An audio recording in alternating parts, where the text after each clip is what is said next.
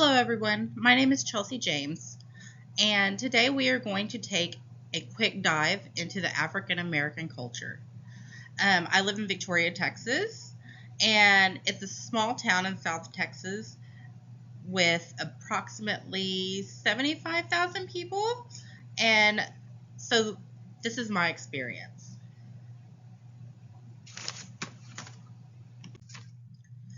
Some common attitudes and beliefs that I have observed within the African American community are: the Black community has a very strong connection to God, and religion is very important in their lives. Um, I also observed that the family functions more of a tight knit community. They work as a unit and take care of each other. Education is very important in the Black community, and so is a strong worth ethic. And this is because nothing is handed to you easily. And in the Black community, they feel that they have to work even harder than most to be successful.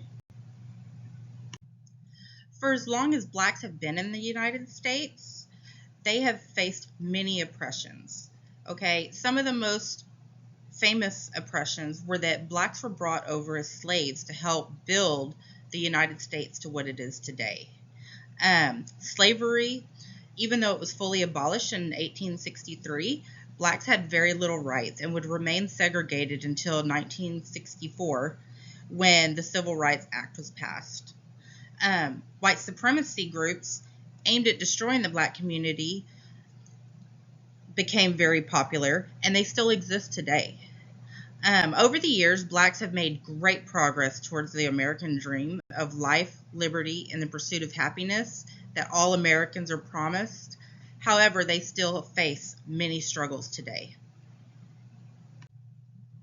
The Black community has made amazing strides towards equality. However, there are still many evident forms of oppression that they face in everyday life that puts the Black community as a whole at a disadvantage.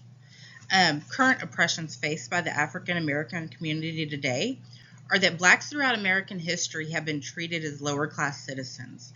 And in many towns, that is still very prevalent. Uh, Blacks with proper education will still get overlooked for jobs that they are qualified for. And in some of the experience of the people that I have talked to, they said that sometimes their application is overlooked just because of the last name or because of the first name. If it has any African American or Black connotations, the application isn't even looked at, no matter their qualifications for that job. Americans still look at Blacks as uneducated, ignorant, and they're prone to violence. These are the stereotypes that face the African American community, and unfortunately, movies and music play into these stereotypes. If you look at the side of my slide, these are some of the movies that emphasize and exaggerate the stereotypes of the Black community. They're always in trouble. Even the cop, even the movie, Training Day with Denzel Washington. He portrays an officer who is training his white rookie, and he's so crooked even as a police officer. So that doesn't do much to the integrity of the Black community. Black drivers are still more likely to be pulled over. This is called racial profiling, and they are more likely to be searched and handcuffed and arrested more than any other racial group. A case, Roe et al., provided evidence that officers engage with African American Black civilians differently than white civilians from the onset of contact. When they are pulled over, the traffic stop starts off as kind of this defensive stance, this defensive, tactics that the officers use, like automatically assuming that there's going to be problems.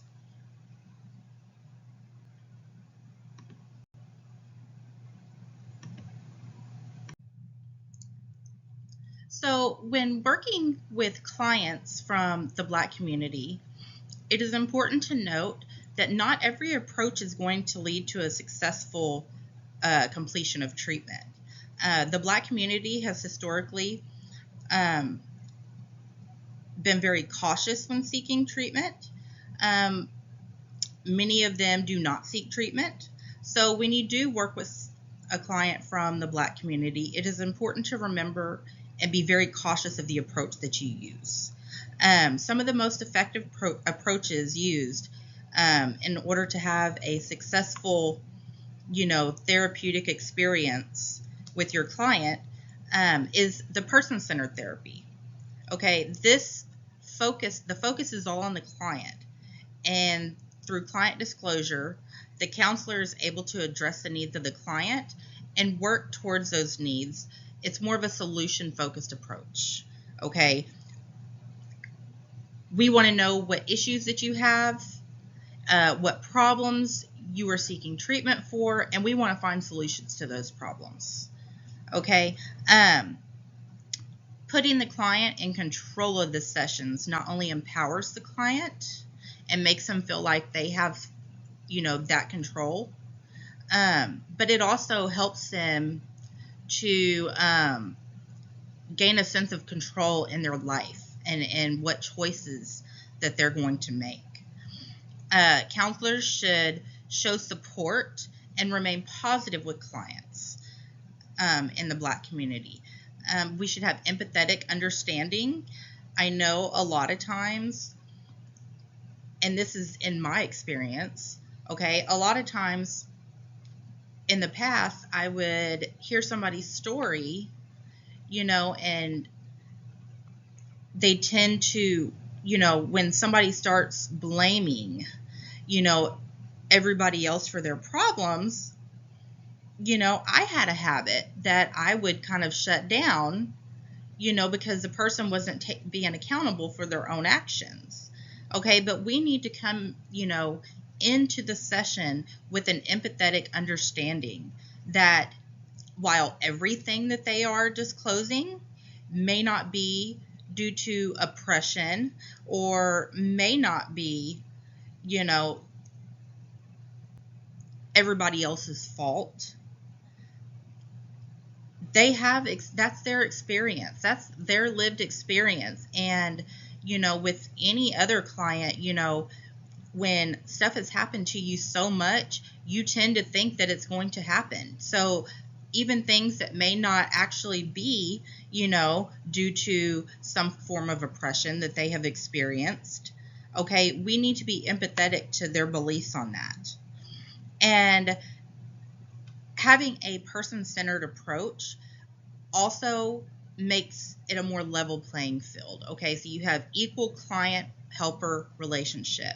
Okay, you're not sitting, with your status of therapist or counselor or whatever and looking down on the client and telling the client what they need to do like you're better than them. It needs to be an equal playing field. Another approach that works really well with the Black community is the culturally adapted cognitive behavioral therapy. Okay, so regular cognitive behavioral therapy doesn't seem to have very much of a success rate with the Black community, and that's because cognitive behavioral therapy is an approach where you work to change somebody's behavior. However, it was based on European beliefs of what behavior is supposed to be. And so taking the CBT or cognitive behavioral therapy approaches and principles and adjusting the delivery based on the cultural values, beliefs, and practices can result in a very successful therapy treatment.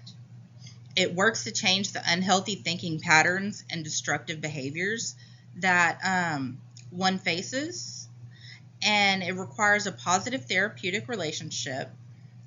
It's more goal-oriented. Okay, how would you like to be as opposed to how you are now, and working to get those desired behaviors. Teaching the client to be their own therapist. Okay, and I think this is such an important aspect, especially considering the history that the Black community is less likely to seek treatment.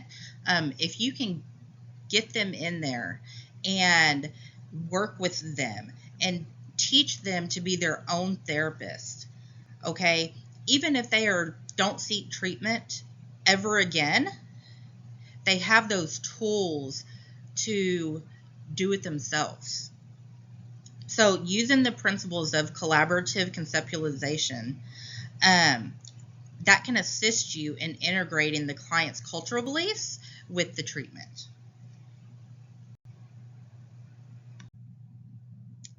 So for my multicultural experience, I decided to spend a day at Bethlehem Baptist Church. It was located in Victoria, Texas. The church is around 150 years old. It is officiated by Reverend Prince. He leads the church services, and his predecessor was his father, Reverend A.L. Prince. The members are predominantly African American there. Upon walking in, I had a few looks like I was maybe in the wrong place, but I had my friend with me, and it turned out to be an amazing experience. So some important takeaways from my visit at Bethlehem Baptist Church. I noticed that everybody was very personable and welcoming. It was almost like they were family. Okay. When they prayed, they prayed not only for the church and its members, but also for the community. They prayed for the lost. They prayed for Texas and the way that things are going right now. They had the whole world in their minds as they prayed. They also, during their announcements, I realized that all the Black churches in Victoria kind of work as a family together. They're united with other area churches, and they help support each other and each other's ministries. They made an announcement that the following Sunday, they were not actually going to be having services at their church, but they were going to go support a mission that a neighboring church had. And they were going to be at that church for services that next Sunday, just to support them in their mission. Many of the members of that church had a very important role in the service. And I could see that all of them just had such a strong connection with God. There was lots of singing, which I loved. When the Reverend got on the pulpit and started preaching, it was almost like he was having a conversation with his members. He talked out of the Bible. They laughed. It was just an amazing, very personable service. And he related the scriptures to the lives that they live. And I left with very, very positive vibes from this church, and I will definitely be returning. Thank you for watching my presentation, and I hope you all have a wonderful day.